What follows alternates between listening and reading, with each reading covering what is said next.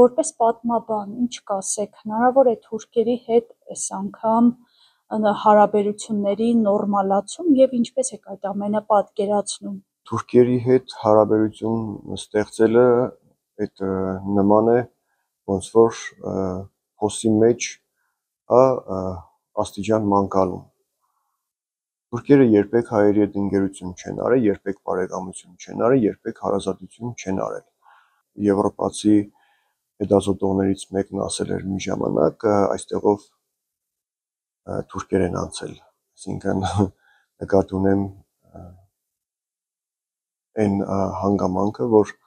որտեղ որ ավեր են տեսել, հասկացել են, որ թուրքերն են անցել այդտեղից։ Այսինքն այսպես ասոցացված է ամեն ինչը ու փոխկապակցված է թուրքերի ֆենոմենի հետ։ Եվ մենք եթե մինչև այսօր չենք հասել մեր բաղձալի երազանքներին կամ թեկուզ մինչև անգամ կարելի ասել նպատակներին, դա հենց իրենց առկայության հետևանքով է ու դրա պատճառով է։ Եվ ես միշտ ասել եմ եւ նորից շարունակում եմ պնդել, որ պատերազմը չի ավարտվել, քանի դեռ հայը չի հաղթել։ Հայ-թուրքական սահմանի բացման առնչությամբ պիտի ասեմ, որ այո, սա հերթական անգամվա փորձն է վերջի 30 տարիների ամբողջ ընթացքում, որ տեղի ունեցել։ Այդ փորձերը սկսվել են դեռ Սերժ Սարգսյանի օրոք, հայ-թուրքական հարաբերությունների ֆուտբոլային դիվանագիտության եւ այլն, բոլորս պարզ հիշում ենք։ Եվ կարելի է ասել, այդ ցրծամետրված վիճակը արդեն փոխանցվեց Սերժ Սարգսյանից հետոին։ Հիմա չեմ ուզում կապակցություններ բերել այստեղ, ենթադրություններ անել, թե ով ում փոխանցեց, ոնց փոխանցեց, ինչի համար, այդ էստաֆետի դրոշակը, բայց հիմա ունենք այն, ինչ ունենք։ Երկիրը ինքը որպես այդպեսին դեռ պատրաստ չէ հարաբերություններ հաստատել Թուրքիայի հետ, գուցե կառավարական մակարդակներով երկու վերևներում այդ վերին էշելոններում նստած երկու գլուխները իրար հետ կհամագործակցեն, ես չգիտեմ, իրենց մոտ կստացվի թե ոչ այդ ամեն ինչը, բայց որ ժողովուրդները կամ պետություն ժողովուրդ կամ ժողովուրդ պետություն այս հարաբերակցությունները մենք կմտածենք, որ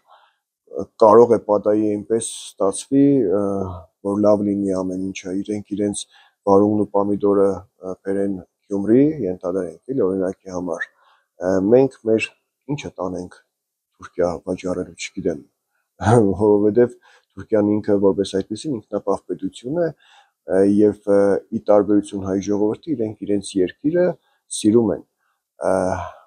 ինչը չի ասի մեր մասով։ Այնպես որ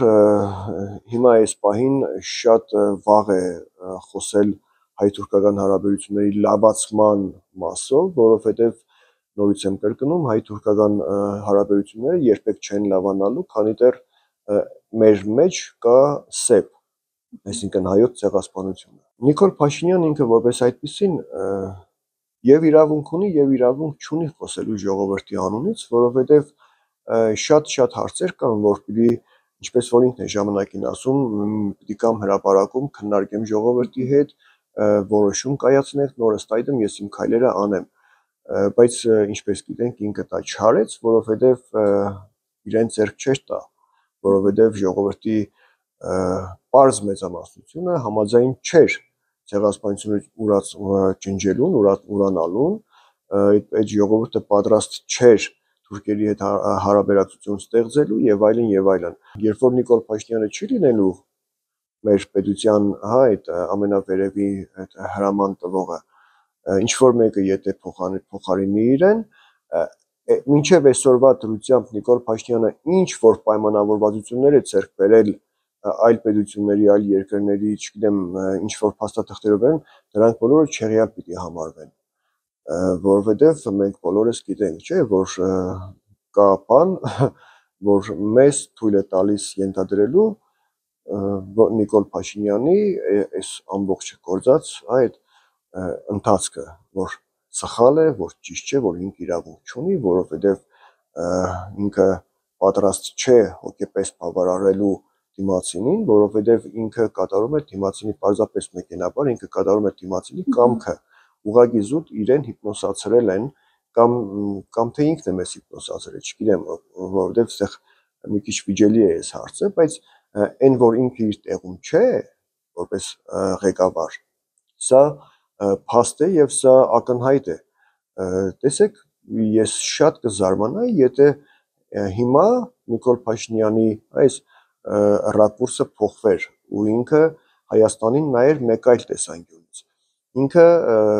ասեց, որ ժամանակին, տեսեք, ասեց Արցախը Հայաստան է եւ վերջ, որը բոլոր տեսակի քաղաքագետներն ու հոգեբանները պնդում են, որ դա ղեկավարի ասելու բանը չէր, ինքը փորձեց կրկնել երջանկայի շտակ Լեոնիդ Ազգալցյանին, բայց Լեոնիդ Ազգալցյանի ասածը այլ էր, Նիկոլ Փաշինյանի ասածը բնավ այլ էր։ Եվ ամբողջ հարցը էս է, որ ինքը դրանով փորձեց հենց հիմքը տնել, սկիզբը տնել մեր վերջի պատերազմի եւ Արցախի կորստի։ Այսօր եթե ինքը խոստացել է հայ ժողովրդին, որ Արցախում կրակոցներ չեն լինելու կամ թեկուզ սահմանին կրակոցներ չեն լինելու, սա իր խոստանալիքը չէ, որովհետև ինքը չէ այդ կրակելու տերը, իսկն ինքը չէ այդ հրաման տվողը ու ինքը վստահ չէ արդյոք կրակոց կլինի թե ոչ։